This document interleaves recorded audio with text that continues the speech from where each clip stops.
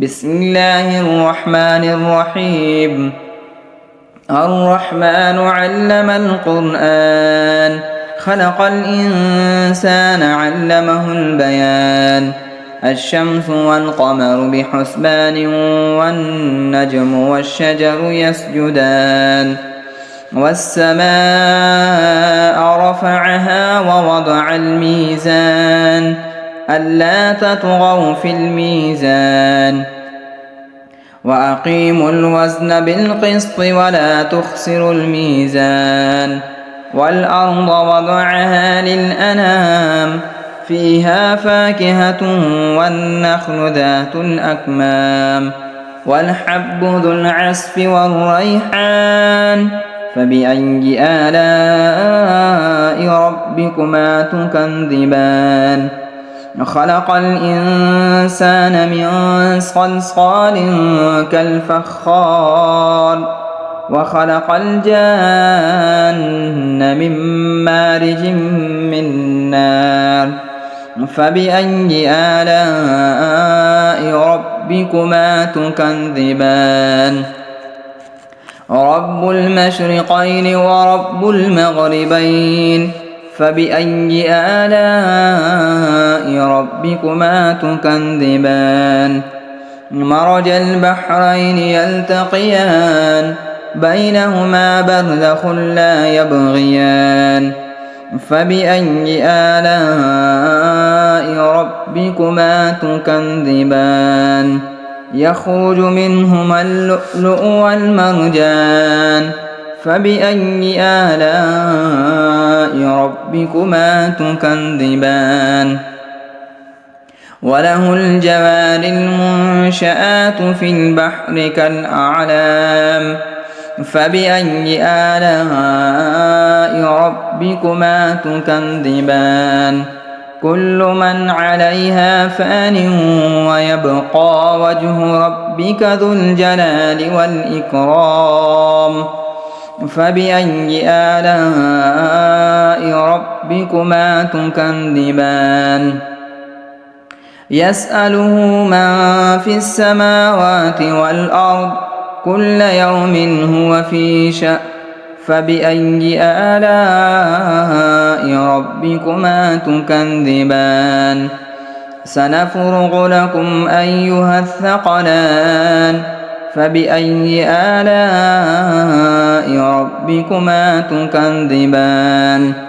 يا معشر الجن والإنس إن استطعتم أن تنفذوا من أقطار السماوات والأرض فانفذوا، لا تنفذون إلا بسلطان. فبأي آلاء ربكما تكذبان؟ يرسل عليكما شواظ من نار ونحاس فلا تنتصران. فبأي آلاء ربكما تكذبان؟ يا معشر الجن، فإذا انشقت السماء فكانت وردة كالدهان. فبأي آلاء ربكما تكذبان؟ فيومئذ لا يسأل عن ذنبه إنس ولا جان. فبأي آلاء ربكما تكذبان؟ يعرف المجرمون بسيماهم فيؤخذ بالنواصي والأقدام. فبأي آلاء ربكما تكذبان؟ هذه جهنم التي يكذب بها المجرمون، يطوفون بينها وبين حميم آن. فبأي آلاء ربكما تكذبان؟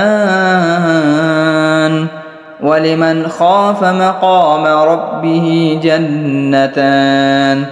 فبأي آلاء ربكما تكذبان ذواتا أفنان فبأي آلاء ربكما تكذبان فيهما عينان تجريان فبأي آلاء ربكما تكذبان فيهما من كل فاكهة زوجان فبأي آلاء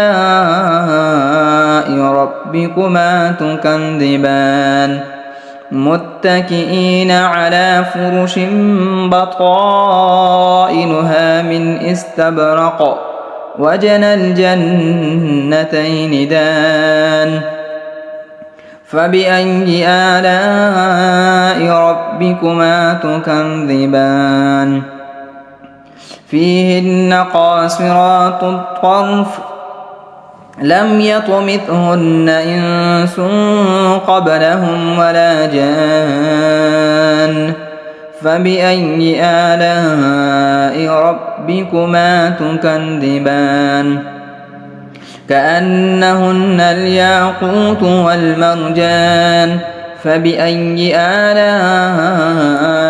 ربكما تكذبان هل جزاء الإحسان إلا الإحسان فبأي آلاء ربكما تكذبان ومن دونهما جنتان فبأي آلاء ربكما تكذبان مدهامتان